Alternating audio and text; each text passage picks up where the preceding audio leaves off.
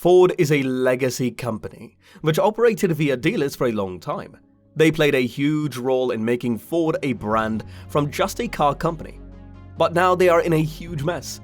Ford's CEO has confirmed that the company is all set to adopt the agency model, and according to experts, it is a complete game changer.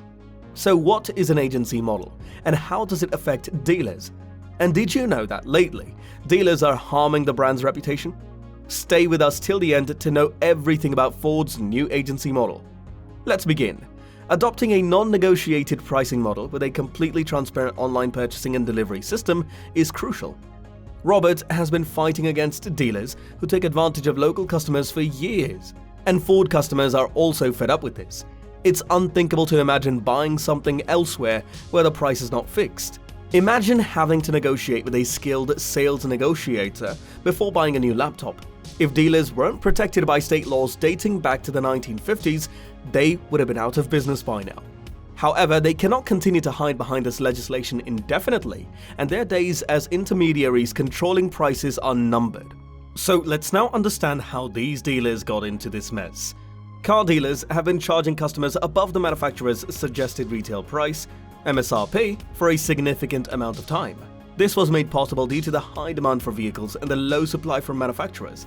However, in 2020, the manufacturing industry faced a crisis caused by a global chip shortage, and this helped dealers establish new profit records for both new and used vehicle sales.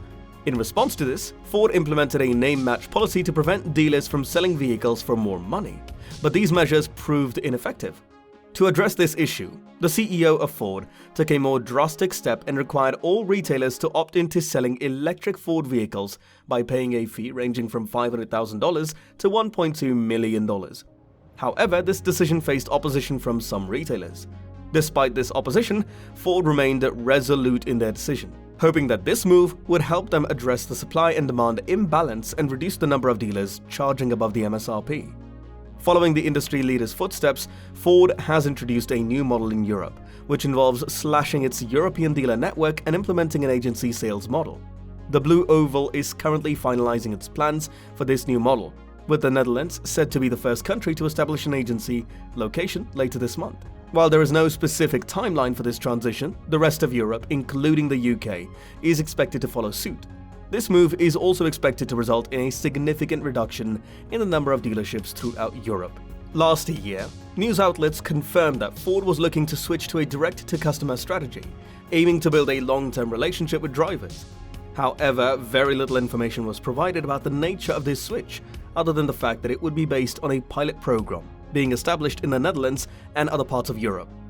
According to Martin Sander, the head of Ford in Europe, the decision to reduce the number of dealerships is based on several factors, including an increase in buyers purchasing cars online. In an interview with Autocar, Sander explained that the Ford's new model aims to improve the customer experience by providing a more streamlined purchasing process, with dealers acting as agents for the company rather than traditional retailers. The question of whether people prefer to shop for cars online is a complex one. While some believe that the number of physical sales sites will continue to decrease in the coming years, it is unlikely that drivers will turn to online-only services. According to automotive legal experts Ian Larkins, most car owners still favor a physical aspect of the car buying process. In response to the changing market trends, Tim Slatter, the chair of Ford in Britain, believes that Ford needs to abandon its short-term transactional relationship with customers and establish a more direct connection. In a statement to Car Dealer, he explained that electrification would affect every aspect of the industry, including Ford's go-to-market plan. As a result, Ford must have a more direct relationship with its customers to succeed in this changing landscape, particularly for its upcoming software-defined vehicles. Slatter also acknowledged dealers' critical role in Ford's business, promising that any changes would continue to respect the foundation provided by these dealers. First, however, he believes dealers need to get comfortable being agents facilitating delivery and maintenance rather than just the sale. This new model, which he refers to as an agency sales model, aims to improve the customer experience by streamlining the purchasing process and establishing a more direct relationship between Ford and its customers. According to him, the agency model is the way to go. It has been decided that the company will adopt this model in Europe over the next few years. However, he added that this is not something that can be done overnight in the whole of Europe. This switch is because more and more customers prefer to buy or lease a vehicle online. Also, the company expects that service revenue might decrease in the long run due to the shift to electric vehicles. So how does the agency model work exactly? In this model, the customer directly orders a vehicle from the automaker, either offline or online, and specifies their preferred delivery dealer.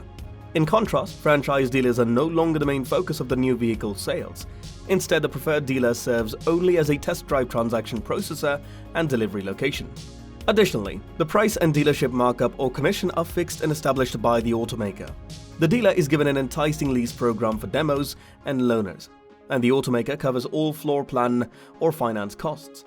Finally, the dealer is no longer required to finance an inventory of cars that are for sale. Dealers still hold significant power in the face of OEMs seeking agency agreements. This is because OEMs value the service provided by the dealer network, which includes product knowledge, physical presence for test drivers, and after-sales support. Therefore, agency fees must be set at a level that compensates dealers for their services, regardless of actual sales volumes. However, in cases where dealers cannot control selling prices in a competitive market, their sales model will undoubtedly reduce the number of dealerships that Ford currently has. The agency model is not just a future concept, as it is already prevalent throughout much of Europe.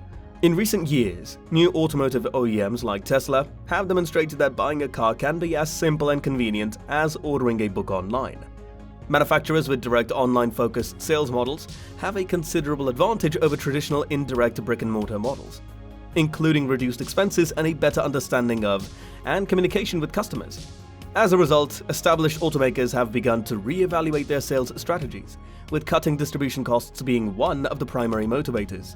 In contrast to traditional manufacturers, who typically range between 25% and 30%, OEMs with a direct and online-focused sales strategy can accomplish the cost of the distribution below 10% of gross revenue. Overall, the automotive industry is shifting towards a new sales model, and OEMs and dealers alike must adapt to these changes to remain competitive. In addition, customers will get to buy their dream cars without worrying if they get scammed by dealers. Therefore, it is safe to say that Tesla revolutionized the electric vehicle sector and the customer's buying experience by saving them the extra mile of worry and anxiety. Tesla has set a benchmark, and Ford is set to meet it by adopting the agency model. But the challenges Ford faces on the way are quite different from what Tesla faces because of the history of Ford, spanning over a century. Will Ford ignore the dealers and adopt the agency model? Is it easy for the brand to adopt the agency model? And let's assume that it did adopt the new agency model after all those hurdles, but is it easy to succeed? We have to wait for the answer. What do you think of Ford's new agency model? Share your thoughts and opinions in the comments. See you in the next video.